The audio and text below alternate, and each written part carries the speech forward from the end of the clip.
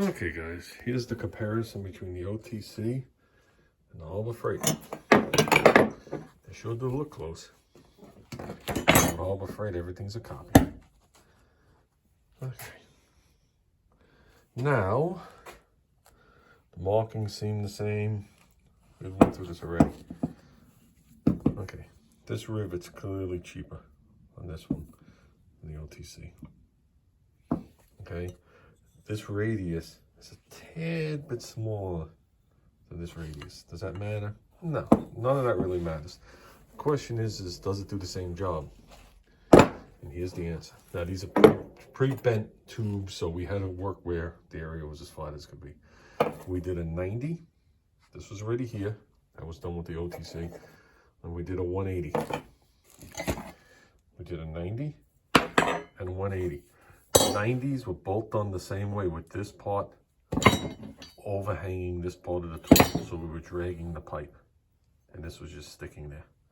Same with this one. So it would be like an identical bend, considering what we had to deal with here that was already there. Okay, starting with the 90. Here's the 90 with the OTC. Very minimal flattening. I would say zero restriction. You get a slight wrinkle. That's it though. More than acceptable. More than nice looking. I mean, 45s. Where's a 45 with the OTC? Right here. There's a 45 with the OTC. Same thing, slight flattening. No ripples at all. Now the 90 with the Harbor Freighter. Okay. I think there's definitely more flattening than the other one. And the wrinkle's a little different, but that doesn't matter. That doesn't matter. Now the question is are you going to use this for a standard application? They both are excellent. Are you looking to make something, show quality out of it, like we did here, where we're doing all lines and we'll polish them as we put them on? That's what the question is what are you doing with this thing? So let's lay them side by side. Oops, sorry for the poor camera thing. It's hard to make out. This is a tad bit flatter, but like I said, the tube's far from collapsed. It collapses it, I think, a little bit more than this one. This one clearly looks more like a tube. This one's flat, and that's a 90.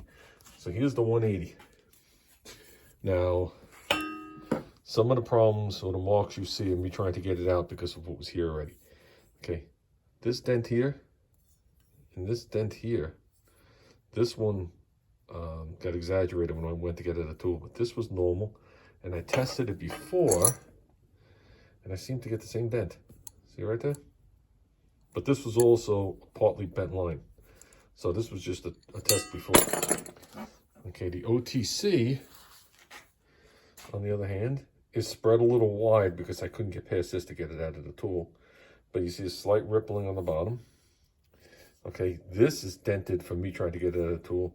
And it also has a slight mark. And that was a straight line. This, like I said, I can't fault the tool. So the slight little thing is really nothing. This one just seems to do it a little worse. And like I said, that was a straight line. There may be something on the tool that you can look into and see what it's biting. It's probably biting right onto the corner of that edge right there, and you can hit that with a file on bolted tools. On bolted tools to get rid of it. You know, you'd have to look to see why it's doing it. You'd have to put it back in and see which side it was doing it on. See if it's getting pressed this way, or it's the thing coming towards you. Overall, like I said, here's the difference you can see. I'm gonna put bad camera action. Now this is flat open a little bit, so let's just bring in just a hair at this point. Okay, this is the OTC, this is the Harbor Freight. The radius it's hard to make it out on the camera. The radius is a tad bit smaller. Very minuscule. Means absolutely nothing. Like I said, tool, now this is Nycop, so this is pretty soft. So it'll probably dent easier, but it'll also bend easier. Okay, I don't have any steel line here, 3/8 to test it with. If you're dealing with brake line, I don't use a bender anyway. But I'm sure if I ran the 3/16 through it, and I have, what's the other one over there? I have quarter and 5/16 over there, and 1 3/16. If I ran any, well, this only does quarter and 5/16. If I ran any of those through here, it wouldn't kink, it wouldn't do anything, there wouldn't be any lines or whatever.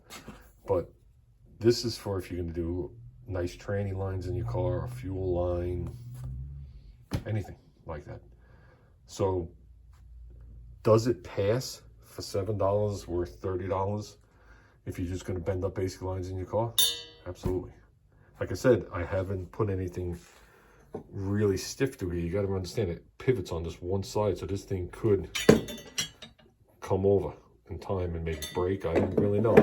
I know this has had everything through it for a very long time. So longevity, I'm not sure.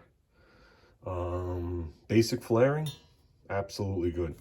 Even if you're going to do 90s, okay? Starting to lose track of which line is which. But this is the Harbor Freighter, it's flatter. Even 90s, they're good, they're acceptable.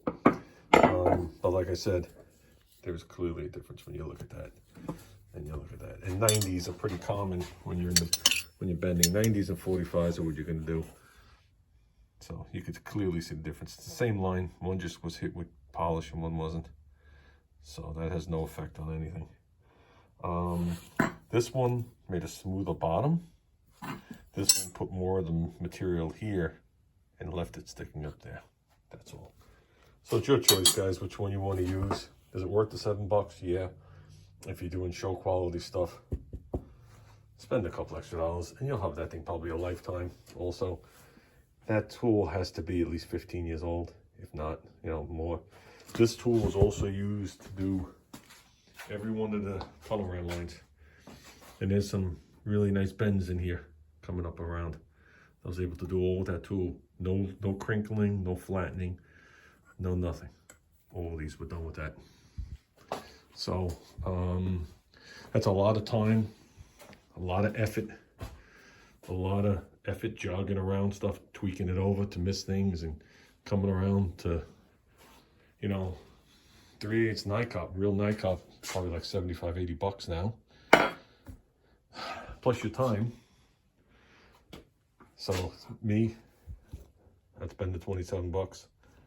If this was a daily driver or you're doing repairs in a repair shop and you're on a budget, just starting out in the field, you don't have much money that week, hey, the kid needs braces, whatever it is, spend the $7.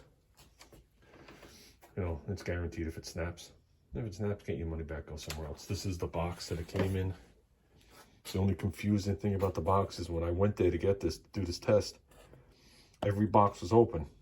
And I was like, oh man, they all returned. And none of them had any marks on them. I don't know if this put marks on it. No, see, it didn't put marks on it yet. But on the box, it says quarter, 5/16, 3/8. On the tool, it says 6, 8, and 10 millimeters. Which 8 is 5/16, 6 is almost quarter, and 10 is almost a quarter. But I checked these when I was at work with a little caliber, and they're identical to these. Maybe that's one of the things they have to do to make it look like they didn't copy the tool. Really don't know. Can't speak for them.